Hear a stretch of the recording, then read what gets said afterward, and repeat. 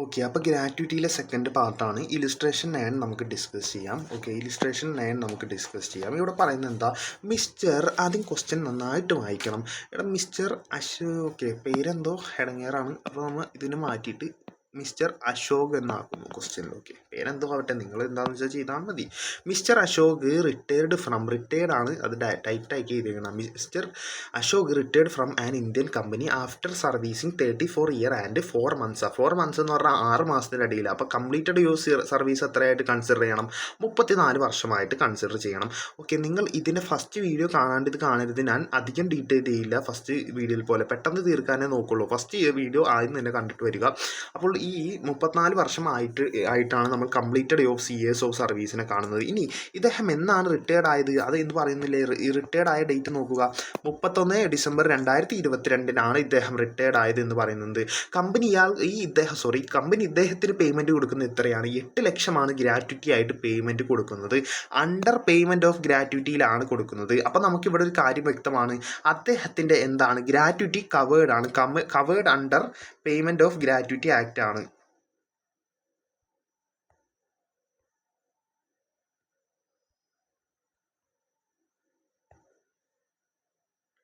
Okay, കട്ടായില്ലല്ലോ.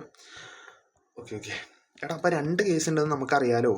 ഇദ്ദേഹം ഒരു കാര്യം മനസ്സിലായി, ഡ്യൂറിങ് ദ സർവീസിലല്ല നമ്മൾ മേടിച്ചിരിക്കുന്നത് എപ്പോഴാണ്? ഡെത്ത് അല്ല, റിട്ടയർമെൻറ്റ് ആയെന്ന് ടെസ്റ്റിൽ തന്നെ പറയുന്നുണ്ട് ഒരു ഡേറ്റ്. അപ്പോൾ റിട്ടയർമെൻറ്റ് ടൈമിലാണ് ഗ്രാറ്റുവിറ്റി മേടിച്ചതെങ്കിൽ നമുക്ക് എന്ത് അവൈലബിൾ ആണ്? എക്സംഷൻ അവൈലബിൾ ആണ്. അത് നമ്മൾ കണ്ടുപിടിക്കണം. ഓക്കെ, നമ്മൾ ഗവൺമെൻറ്റിലോട്ട് 5 ലക്ഷം കിട്ടിയിട്ടുണ്ടെങ്കിൽ 5 ലക്ഷം അടക്കേണ്ട ആവശ്യമില്ല, അതിൽ നിന്ന് എക്സംഷൻ കുറക്കാം. എമൗണ്ട് ജസ്റ്റ് ഓർമ്മയില്ല, ജസ്റ്റ് പറഞ്ഞാണ് 5 ലക്ഷം. അപ്പോൾ ഇദ്ദേഹം ഗവൺമെൻറ് എംപ്ലോയി അല്ലല്ലോ.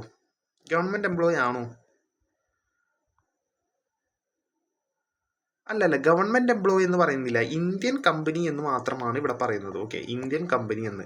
അപ്പോൾ അദ്ദേഹം അതർ എംപ്ലോയി ആണെങ്കിൽ പോകയിൽ കവേർഡ് ചെയ്യുന്നുണ്ടോ ഇല്ലയോ നോക്കണം. ഇവിടെ പറയുന്നുണ്ട് പേയ്മെൻറ്റ് ഓഫ് ഗ്രാറ്റുവിറ്റി ആക്ടിൻ്റെ അണ്ടറിലാണ് എന്ന്. അപ്പോൾ നമ്മൾ നോക്കേണ്ട കാര്യം, ഈ 3 എമൗണ്ടിൽ നിന്ന്, ഈ 3 കാൽക്കുലേഷനിൽ നിന്ന് ലോവസ്റ്റ് എടുത്തിട്ട് അതിൽ നിന്ന് വേണം നമ്മൾ കുറച്ച് കളയാൻ, അതായത് കിട്ടിയിൽ നിന്ന് വേണം കുറച്ച് കളയാൻ. അപ്പോൾ ഇവിടെ നോക്കിക്കേ എത്രയാണ് ഇല്ലുസ്ട്രേഷൻ 9. ഇവിടെ കിട്ടിയത് എത്രയാണെന്ന് പറയുന്നുണ്ട്, 8 ലക്ഷമാണ് കിട്ടിയിരിക്കുന്നത്. 8 ലക്ഷം കിട്ടിയിട്ടുണ്ട് under payment of gratuity act. ഇങ്ങനെ പറഞ്ഞിട്ടുണ്ടെങ്കിൽ മനസ്സിലാക്കണം അതെന്താ, പോകയിൽ കവേർഡ് ആണ്.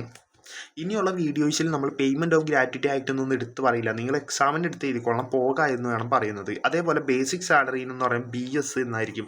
ഡിയർനെസ് അലവൻസ് ഉണ്ടാവും, ഡിയർനെസ് അലവൻസ് DA എന്ന് തന്നെയാണ് പറയുന്നത്. ഓക്കെ, DA എന്ന് പറയുന്നത് ഇൻകം ടാക്സിൽ പറയുന്നത് DA എന്ന് തന്നെ, പക്ഷെ നിങ്ങൾ ആൻസറിലോട്ട് ചെയ്യുമ്പോൾ ഡിയർനെസ് അലവൻസ് എന്ന് എഴുതാം. അതാണ് അതിൻ്റെ ഒരു പ്രസൻറ്റേഷൻ. ഓക്കെ, എടാ ഇവിടെ എന്ത് തന്നിട്ടുണ്ട്? ഇദ്ദേഹത്തിൻ്റെ മന്ത്ലി സാലറി തന്നിട്ടുണ്ട്. മന്ത്ലി സാലറി എന്ന് പറയുന്നത് എത്രയാണ്? മന്ത്ലി സാലറിയും ഡിയർനെസ് അലവൻസും തന്നിട്ടുണ്ട്. അത് എത്രയാണ്? ആദ്യം പറയുന്നത് എന്താ, മന്ത്ലി സാലറിയാണ്. അപ്പോൾ 58,000 മന്ത്ലി സാലറി. ഇനി പറയുന്നത് എന്താ, DA ആണ്, DA. അപ്പോൾ DA എത്രയാണ്? 5,800 DA. സെറ്റല്ലേ?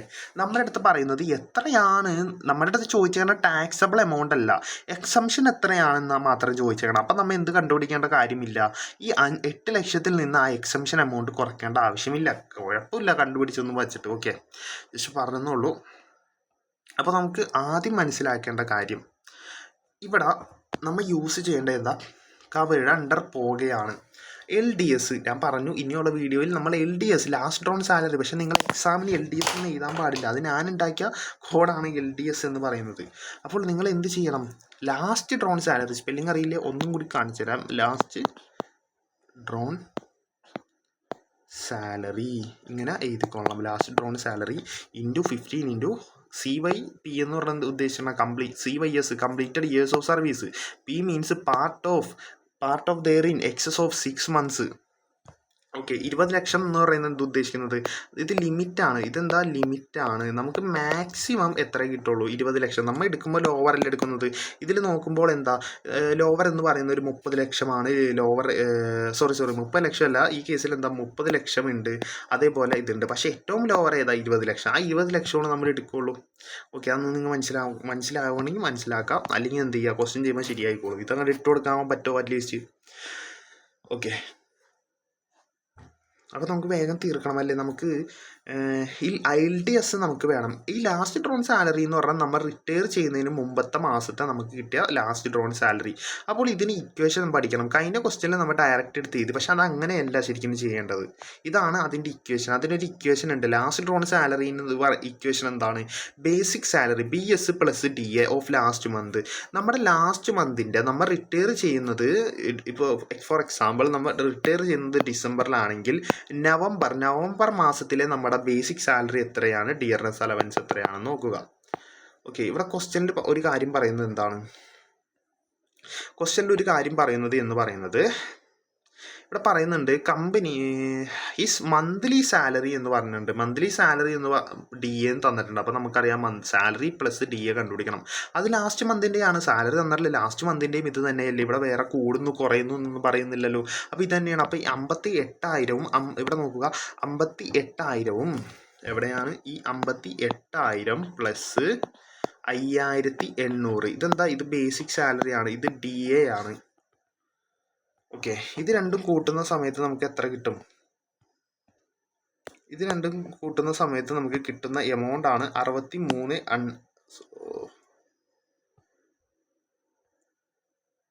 ഇത് മൂന്നും കൂടി കൂട്ടുന്ന 58,000 5,800 കൂടി കൂട്ടുന്ന സമയത്ത് നമുക്ക് കിട്ടും 63,800 എന്ന് കിട്ടും. ഇത് ലാസ്റ്റ് ഡ്രോൺ സാലറി ആയി. ഇത് നമുക്ക് എന്ത് ചെയ്യാം? നേരെ ഇക്വേഷനിലോട്ടിട്ട് 63,800 divided by 26 into 15 into 15 into completed years of service എത്രയാണ്? നമ്മളിവിടെ ഓൾറെഡി അത് കണ്ടുപിടിച്ച് വെച്ചിട്ടുണ്ട്. എവിടെയാ? ഓക്കെ, 34 വർഷവും 4 മാസമാണ്. 4 മാസം എന്താണ്? 6 മാസത്തിൻ്റെ അടിയിലാണ്. അപ്പം 34 വർഷമായിരിക്കും നമ്മൾ എടുക്കുക. ഇത് കാൽക്കുലേറ്ററിൽ അടിച്ചൂടെ? എങ്ങനെ അടിക്കാം? 63,800 ഇൻറ്റു ഡിവൈഡഡ് ബൈ, ആദ്യം എന്ത് ചെയ്യുക? ഡിവൈഡഡ് ബൈ, ഇത് 26 ആണ്, മൈനോ ചെയ്താൽ divide by 26 into 15 into completed years of service 34 = അപ്പോൾ എത്ര വരും? 1,25,140 12,51,462 എന്നത് കിട്ടും. ഇത് കൂടാണ്ട് നമ്മുടെ ലിമിറ്റ് വേറെ എന്തൊക്കെയാണ്? നമ്മളപ്പോൾ ഫസ്റ്റത്തെ ഇക്വേഷനിൽ അപ്ലൈ ചെയ്ത് എമൗണ്ട് കിട്ടി. ഓക്കെ, ഫസ്റ്റത്തിൽ അപ്ലൈ ചെയ്തു. സെക്കൻഡത്തെ 20 ലക്ഷം ലിമിറ്റാണ്, അത് കൊടുക്കണ്ടേ? ഓക്കെ, 20 അതിവിടെ ഉണ്ട്, അത് ഇവിടെ കിടക്കണ്ട. 20 ലക്ഷം ലിമിറ്റ്. 20 ലക്ഷം ലിമിറ്റ് ഫസ്റ്റത്തെ എമൗണ്ട് നമ്മൾ ഇവിടെ എഴുതി. ഇനി നമുക്ക് വേണ്ടത് എന്താ? ആക്ച്വലി നമുക്ക് എത്ര റിസീവ് ചെയ്തു? നമുക്ക് ആക്ച്വലി റിസീവ് ചെയ്തേക്കണം എത്രയാ? അതിവിടെ ക്വസ്റ്റ്യൻ ഉണ്ടല്ലേ, നമുക്ക് എത്ര ഗ്രാറ്റുവിറ്റി കിട്ടിയിട്ടുണ്ടെന്ന്. ഗ്രാറ്റുവിറ്റി കിട്ടിയിരിക്കുന്നത് എത്രയാണ്? 8 ലക്ഷമാണ് കിട്ടിയിരിക്കുന്നത്. ഓക്കെ, ചെറിയൊരു ഡിലേ ഉണ്ടായിരുന്നു. ഓക്കെ, അപ്പോൾ ഗ്രാറ്റുവിറ്റി കിട്ടിയിരിക്കുന്നത് എത്രയാണ്? 8 ലക്ഷമാണ് കിട്ടിയിരിക്കുന്നത്. അപ്പോൾ ഈ ആക്ച്വൽ റിസീവറിൻ്റെ അവിടെ കൊണ്ടുപോയിട്ട് എന്ത് ചെയ്യുക? ഈ 8 ലക്ഷം കാണിക്കാം.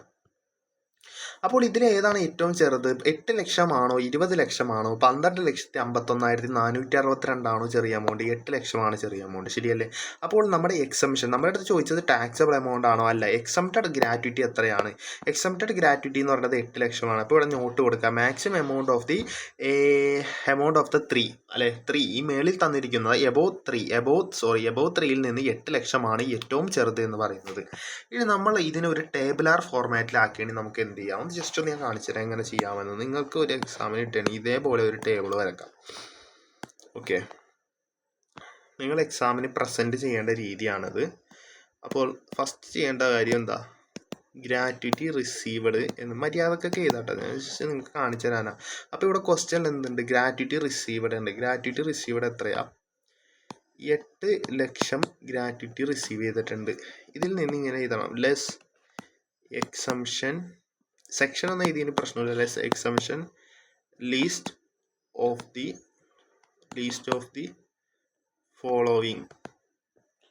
Okay, least of the following spelling ഒക്കെ നിങ്ങൾ കറക്റ്റ് ആക്കിയാൽ മതി. 1 2 3. ഓക്കെ. ഇവിടെ നിങ്ങൾ എന്താ ചെയ്യണമെന്നാ നമ്മുടെ ഈ ഇക്വേഷനിലോട്ട് അപ്ലൈ ചെയ്യല്ലേ ആ കാൽക്കുലേഷനൊക്കെ ഇതിൻ്റെ ഉള്ളിൽ കാണിക്കണമെന്നില്ല. നിങ്ങൾ എന്ത് ചെയ്യുക, ഇവിടെ അടിയിലൊരു വർക്കിംഗ് നോട്ട് കൊടുക്കുക. വർക്കിംഗ് നോട്ട് വന്നെന്ന് പറഞ്ഞിട്ട് ഈ last drawn salary divided by 26 × 15 × completed years of service and part there of അത് കണ്ടുപിടിക്കൂലേ. അപ്പോൾ completed years of service last drawn salary എന്ന് പറയുന്നത് 20,000 എന്ന് കരുതുക, ഡിവൈഡ് ബൈ 26 ആ എമൗണ്ട് ഇവിടെ കാണിക്കുക. എന്നിട്ട് എന്ത് ചെയ്യണം എന്നാൽ ഇവിടെ വർക്കിംഗ് നോട്ട് 1 എന്ന് കൊടുക്കാം. ഓക്കെ. ഇനി 2 എന്ന് പറയുന്നത് എന്താ, ഇവിടെ 20 ലക്ഷമാണ് നമ്മുടെ ലിമിറ്റ്, അതുകൊണ്ട് എഴുതാം.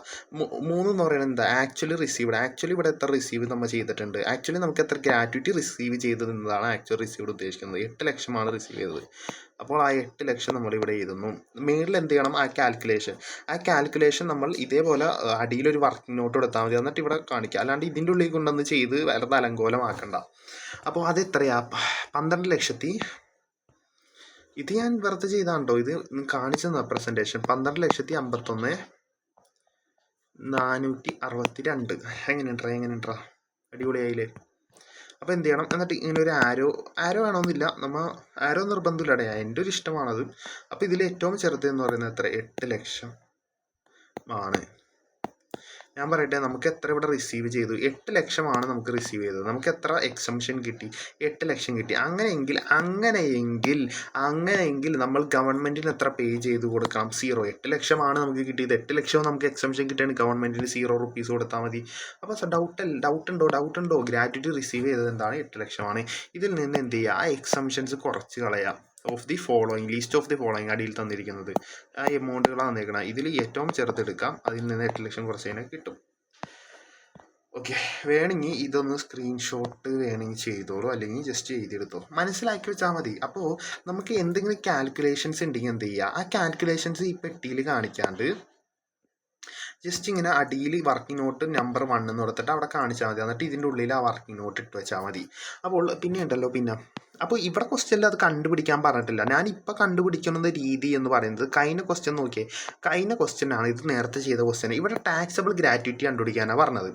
അപ്പോൾ ഇങ്ങനെ ടാക്സബിൾ ഗ്രാറ്റുവിറ്റി കണ്ടുപിടിക്കാൻ പറയുകയാണെങ്കിൽ ഇതേ രീതിയിൽ ചെയ്യാൻ ശ്രമിക്കാം. ഓക്കെ.